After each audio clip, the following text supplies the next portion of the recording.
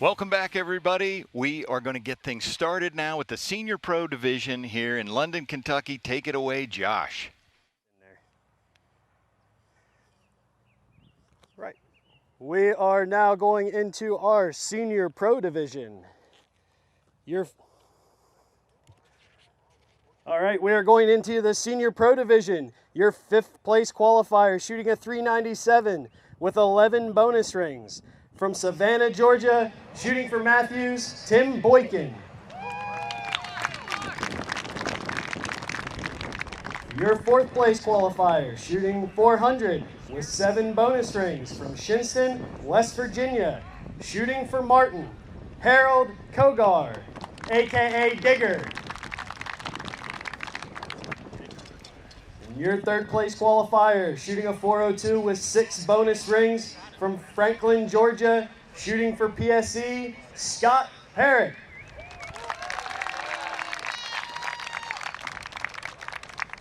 Your 2nd place qualifier, shooting a 403 with 9 bonus rings. From Columbus, Georgia, shooting for Martin, Blake Berger.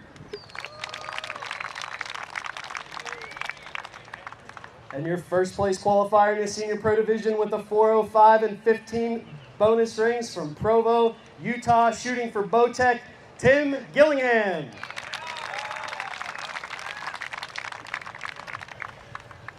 All right, Darren, so the field is set there. We've got some great archers, and I got to say, I spent some time on the senior range. You guys have a lot of fun. Oh, yeah, it's a good time out there. I mean, you know, now I just turned 50, so I'm shooting in the Senior Pro Division, but Tim, you know, a laundry list of guys, Art Brown, Michael Braden, just guys that shot, and I shot with them in Open Pro for multiple years. Now they're all 50 years and older, rite of passage into the Senior Pro Division, and, you know, everybody's getting older. We don't see as good, we don't aim as good, but we still have a good time out there.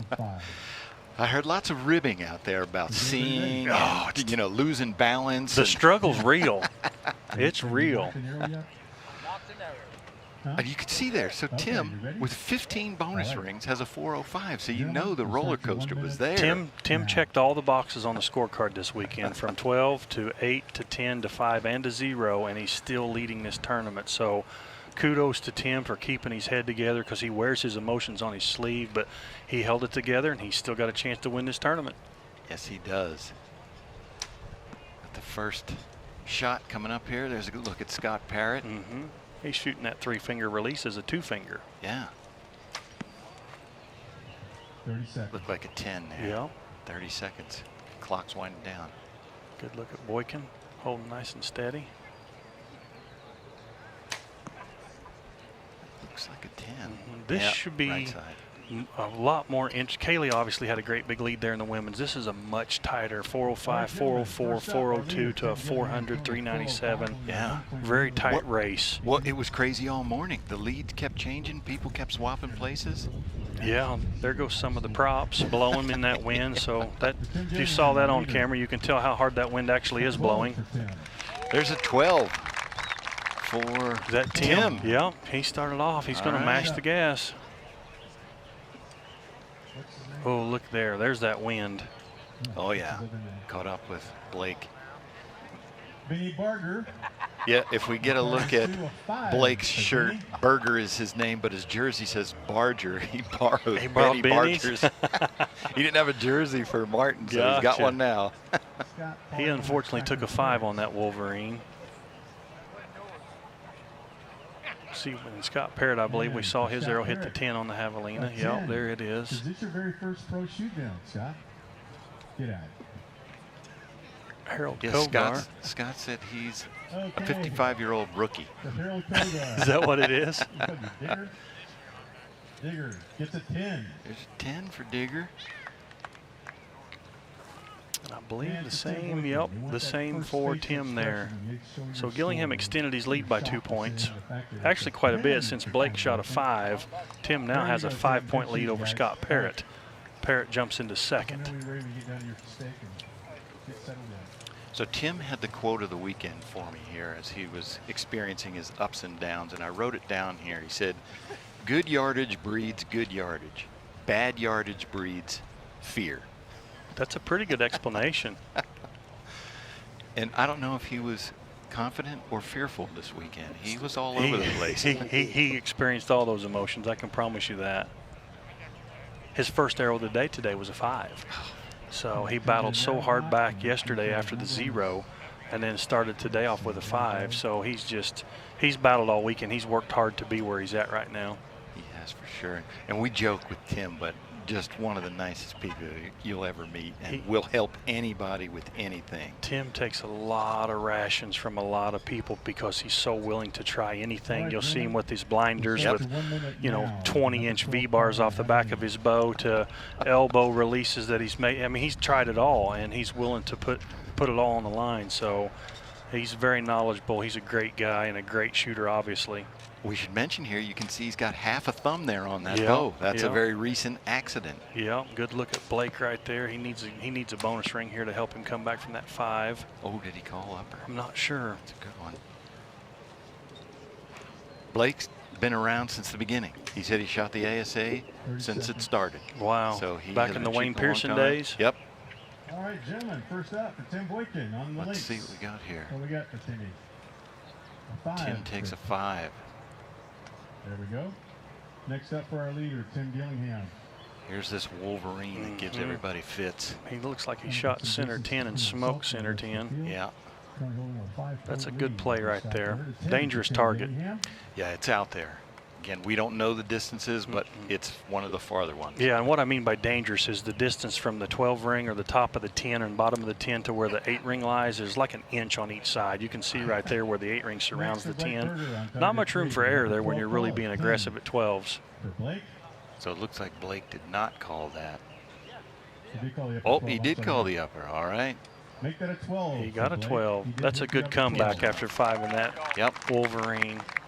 Moves him to 420. Audad down here. Is that Parrott? That looks like an upper if he called it. He's asking, yeah. Oh, he did not call it. Okay. And for Harold Kogar. 422, so Blake comes within 2 points there. So Scott will be 22. So Tim still has a 5-point lead over Scott Parrott in second. And I think Tim has got past probably the hardest target. Well, he'll have to get past the Audad as well, but he's on the Javelina now. Got a 2-way tie there for 3rd place between Blake and Harold Digger. They're both at 420. The wind seems to have laid down a little bit right now. It's just probably scorching hot out there in that sun. We get these gusts. We got a pretty good rain shower a little while ago. I was wondering how this was going to be. It's tough with all these cameras and wires in the wet weather, but it looks like we're going to get it in fine fashion. That's what I like to see. Scott there going to the magnifiers. See a lot of those on the Senior Pro range. Yep. All right, upper 12 on the Javelina. Everybody's ready? Never mind, lower 12's on everybody. Cancel that order. All right, gentlemen, we'll start your 1 minute now. Good look at Scott there. Yeah, so talk about his release. Oh, we switched off him. I believe he's shooting a HBC or something from TRU Ball. There's Digger. That's Harold Kogar. He's shooting a thumb trigger of some sort, I'd say. 4-finger. See the difference as Scott was earlier. He just had 2. Yeah. Oh, he won't like that. 5. More fingers is more leverage. Less fingers, I think, helps with alignment. 2-finger releases, you usually tend to shoot a really nice line, but you don't get a lot of leverage on a 2-finger. It's all personal preference. Good look at Tim there with a 3-finger release. He's shooting a hinge. He just let off with his thumb. Now he'll rotate through it. Boom. Good 10. Solid 10. Anything double digits on that little guy is good. Okay, first up for Harold Kogar on the links. Harold Kogar on the links. Yeah, he got that 5, unfortunately. Pushed it just right. My guess is he was shooting at the 12 because he was perfect height, but he got about 4 inches right on that. Shootdown, see a lot of guys going for those 14s, which are very elusive, especially in a wind like this. Little right there. This for Tim Boykin. This is going to be a 10. Yep. Now we come to our leader. Tim Gillingham. Tim on the Javelina. That looks like a center. I can't see the line. I think he's just above it. I think. they're going to have a lot better look than we are. It's a solid 10 for Yep. Tim. 10, yeah. Moves him to 437. He's doing what he needs to do. It looks like we'll see a 6th arrow here, and that can be interesting when the scores are close. Yes. Blake here was just high there. That's going to be an 8 for Blake. There's got to be a little bit of nerves for these guys. I don't know if Blake's, I don't know how many shoot downs he's been in, and I think this is Scott's first shoot down as well, but he's keeping him in the 10 ring. Yeah. Going to his 4th target. So there should be a little shuffling there below Tim. Anybody within When 10 we get, points of our lead yep, after the Scott. 5th arrow goes into the 6th and He final extended arrow. his lead there a Any little ties bit. for first or any other places can be broken by bonus Of course, Blake rings. came in second place, and now Scott has moved up over him with a 432. Closest to the 12 tiebreaker. Yeah. Tim Gillingham maintaining a 5-point lead. Mr. You Carey, got to imagine Tim's going to start feeling uncomfortable with that and start shooting for some of those 12s. Tim Gillingham? Tim Gillingham. Yeah. Well, he's got a 5-point lead. That's if someone hits a 14, his shorts will tighten up, I'm sure. But I don't know. I don't know if Scott will go for a 14 or not. The links would be the target to do it on, and that's Yeah. where he's at right now. So if Scott Parrott really wants to try to win, he needs to 14 this target. Meanwhile, Tim is on the longest target, the Audad. Mm-hmm. we'll start your 1 minute. We should mention usually the max distance for this class is 50 yards. You get a little wiggle room to 51. We don't know how far that is, Yeah. but Tim needs to hit a 10 at least right here just to, he can control, as long as he doesn't give anything up, and he did. He shot a did. good 10. yeah, right in the center. He can't afford to go backwards here. Make these go. Oh, he did go after that 14. Scott was listening. Here's Tim again. Okay. We have an upper 12 That foul. is. They may have all went ring hunting that time. Target, Scott Parrott currently in 2nd place, 2 points behind our leader.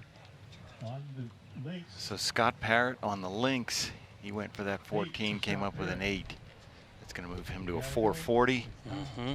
Christina Froggy, you got it. Podium is not decided yet. All right, for Harold Kogar on the Wolverine, we got a Digger solid 10. takes a 10. Moves him to 435. Now we come up to Tim Boykin. Let's see what 10 is right now. I think he went at the 14 here, just low. Pulls an 8. 10, an 8. That's going to move him to 430. It's hard to tell with that wind coming across there. That was 12 ring height, but 14 width, I guess you could say. And there's Tim, our leader, 447. I think Tim will bear down and try to 12 this last target here to extend his lead. He should have a good look at that. It's a Yeah. big target. He knows that target well.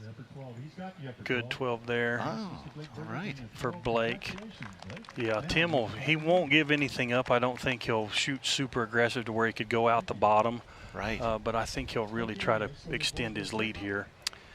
Meanwhile, Blake Barger, I keep calling him Barger because of his jersey, Benny Barger. Blake Berger, he now pulled into a tie for second place with Scott Parrott. Yeah. So Back up to second. He's actually got second because, no, that's last arrow. I don't know where they're at on bonus rings, but bonus rings will break a tie in second, third, fourth, fifth place, but bonus rings won't break a tie, I believe, on the first place tie.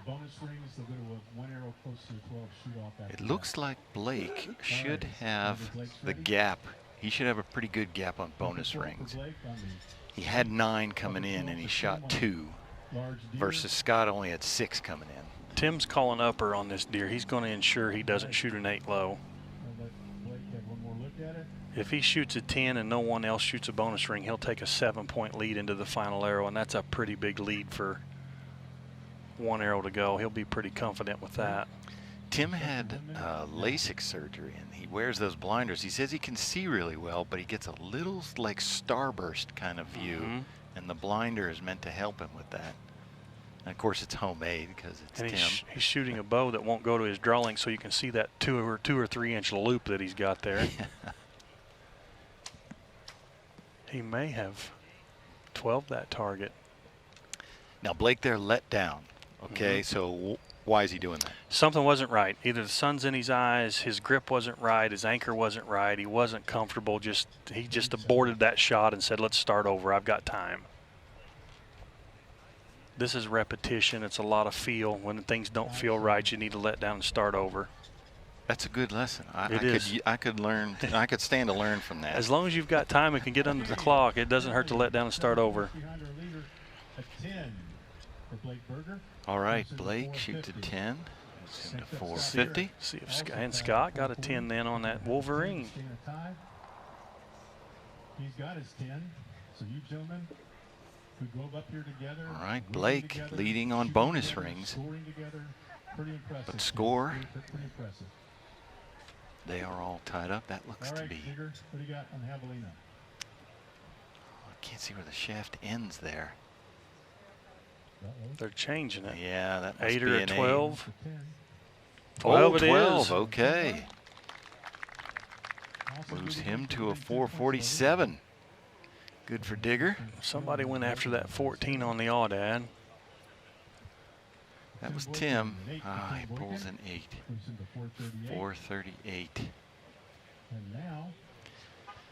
Last man up, our leader. He called up, or he smashed it. Absolutely smashed it. You called it. 459. So there will be a 6th arrow. He's got a 9-point lead. So there'll be 3 guys going to the final arrow. The podium will shoot the final arrow, and Tim's got a 9-point lead. That's pretty safe, barring some catastrophe. Yeah, for the most part, this 6th arrow is going to be for 2nd and 3rd. See how that finishes out. Tim's interesting to listen, talk to. I'm sure people are calling for him to shoot the 14. I don't think he will. It's very interesting to listen to Tim talk and vent about, obviously, you know, Senior Pro is a judging class. It's an unknown distance. So he calls it a judging contest a lot of time. Yeah. He's one of the best in the world at it. You know, he's in position to win again. 2 weeks ago, he won the IBO in Pipestem, West Virginia, judging. So he's very adamant that archery should be known distance and not a guessing game, but man, he's good at it. I'd like to have a video from this morning when he was down in the dumps and play it back to him right now and say, is this the same guy? Yeah. He's feeling pretty good right now, or he should be. So let's talk about 6th arrow. How does this work? I don't know which target they're gonna. Tell us how the 6th target works. Well, sometimes they'll bring out a 6th target, and if they don't do that, they'll set a 6th stake, which they have, and then they'll pick a target that they've already shot at a different angle, so they do have to judge it and get a fresh distance on it. But I see a bless buck laying on the back, way against the fence. There it is. Okay, they're going to set. They're going to set that target up probably and let them judge it. Give them a minute or so to judge it. Each person will get 1 more arrow, and see where the chips fall. Big breeze coming through right here now. Maybe they're not. Maybe they're. You know what I think they're doing? I think they're making them shoot that Wolverine. Okay. Yeah, we do have confirmation there, and that's. Meanwhile, yeah. They're glad they weren't at full draw in that gust. It about blew our TV around here. Tim's probably not the happiest. Because it looks to be a pretty good distance. He just needs to hit it.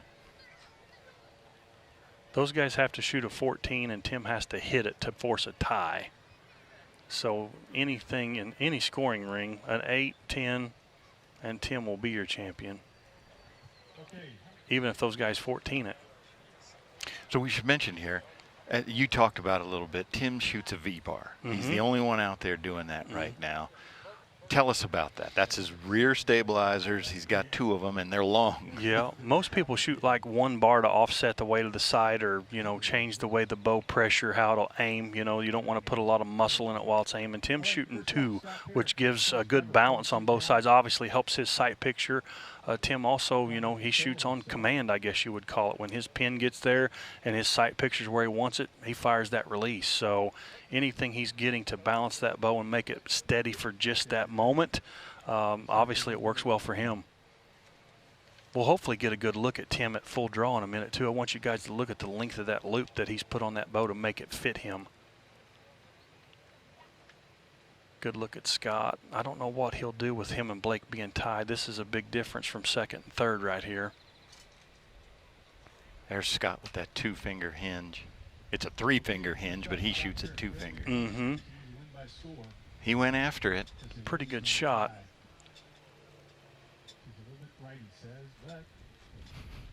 A 10 will be good. Yeah. 10. All right, so Blake knows. Blake's leading on bonus rings, so all he has to do is match him. Yeah, if he shoots a 10, Blake will take second. Tim will just have to hit the target to win.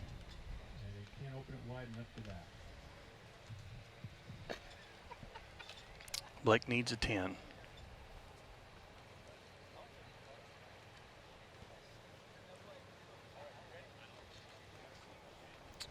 Blake works full-time. He manages some property down there in Georgia. Farm manager, he said. He said he started out shooting, and then life happened, and he was away for a while, raised a family. Now he's back to it. He's got a fairly young child, I believe.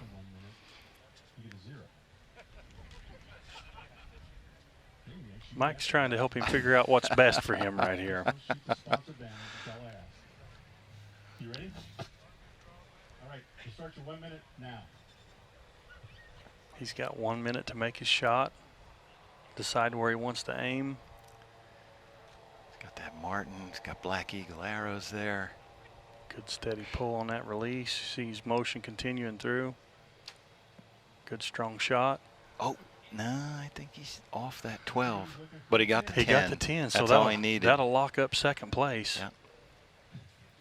Yep. Tim just needs foam. He's behind by 1 point right now. All right. 14, Tim. Come on. They're called for it. I don't know that he'll do it.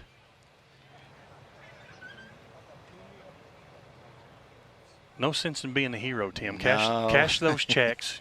Shoot that thing center of the plug and cash those checks. That's my advice. He was goaded into one on this field last year. Was he? The fans were calling for 14. He was running away with it, and he delivered. He can hit them, there's no doubt. The smaller the target is, the more he focuses on it. There's that loop. There's that loop. Look at that. Look how long that is. And that's because the bow doesn't from the factory come to his specific draw length, so for him to get that bow to fit him where he needs it, he had to extend that loop out. Because he has a monster draw He length. does. He's a big fella, big lanky guy. I heard foam. Just right of the 14 or just high of the 12. I'm not sure, but he won. He got it. Good shooting, Whatever Tim. it was. Tim Gillingham, a score of 469. 460 for Blake Berger and 11 bonus rings. A 460 for Scott Pear with 6 bonus rings. Fourth place, Harold Kogar. Fifth place, Tim Boyd. So that's a good round out for Blake and Scott, you know, making the podium this weekend. Yeah, first time. I know it's the first time for Scott. I don't know about Blake, but good showing, good finish for the weekend for those guys. Congrats to all of them. We'll get to hear from Tim how things went in the shoot down and how things went for him this weekend. We seem to be holding, we're getting lucky here, Darren. The weather hasn't opened up right now. Oh, there he is. There's Tim. This thing's kind of short. Hey, Tim, Darren Christenberry here. Great shooting. Congratulations. We were talking, PJ and I were talking here. You had the emotional roller coaster this weekend. You checked every box on the scorecard from a 0 to a 5 to multiple 12s. How do you stay focused and keep your emotions in check and come in here and win this tournament? They have a big mortgage. Hurt doesn't hurt. That's some motivation. Yeah. You know, you got to roll with it. It just, I don't know. You're right. I mean, but I shot worse today than I did yesterday with a 0. So yeah, it's harder as you get older. You know, you still think you should be able to do what you used to do, but you just simply can't see as well. And, you know, I blew my finger off here not too long ago with my thumb. And, that's kind of been bothering me a little bit. It's hard to get my anchor point the way I used to have it, and it just feels a little bit foreign. So you just got to try to 12 every target. I mean, that's just really my focus. I'm just trying to get the highest points on every single target. I'm always going to give myself a chance, and you know, it gets me in trouble sometimes. I tend to have pretty high 8 counts because of that. That's something I'm probably going to have to check myself on in the future, because, you know, you just don't see the detail on the animals like you used to, so you tend to have to area aim a lot more, and that can get a guy in trouble. So yeah, no, that's good advice. That's good advice. No, man, great shooting. Congratulations on another great weekend, and good job. All right, I appreciate it, Darren. Yeah, man. All right, Darren, we are going to take a break here. When we come back, we're going to have the Men's Open Pro here in London, Kentucky, the Mathews TRU Ball Pro-Am for the ASA.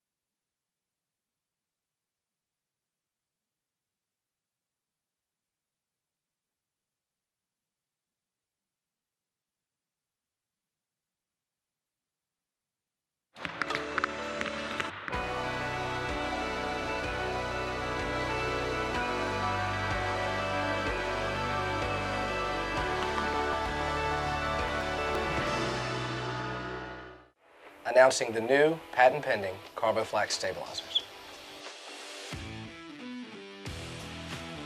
A biocomposite blend of carbon and flax. Flax plant yields a natural fiber with very advanced properties. Flax offers 3 times the vibration dampening of glass and 20% more than carbon. Natural composites are up to 15% lower weight than carbon fiber. TRU Ball Excel. We make archery better.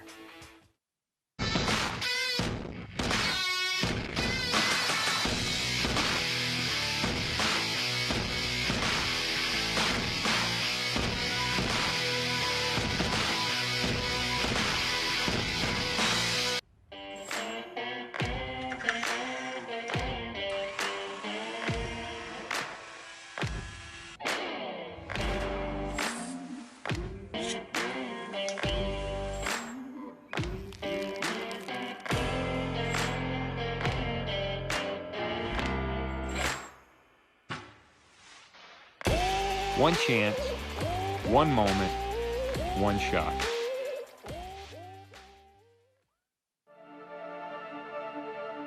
That's a good feeling to know I can make this bow do whatever I want it to do and it will react. This thing is just so much more stable, and it just controls an arrow so well. Coolest part about it is all you need is a Torx wrench and a couple of Allen wrenches, and you can just stand there on the line. You don't have to run and put it in the press and move those shims. This is a dream to work with right now.